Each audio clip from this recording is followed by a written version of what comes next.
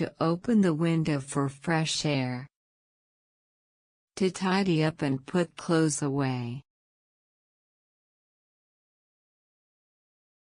To take the sheets off the bed.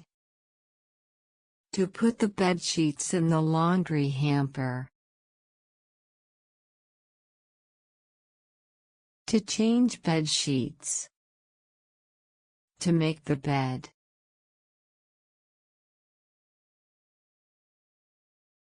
To clean the floor.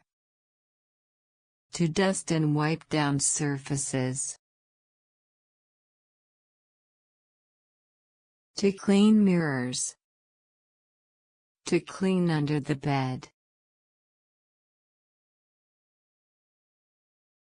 To fold clothes and organize drawers. To hang clothes. To organize books on your bookshelf. To arrange things on your vanity. To burn a scented candle, to add a nice fragrance to the room. To do a wardrobe inventory, and to donate things to charity.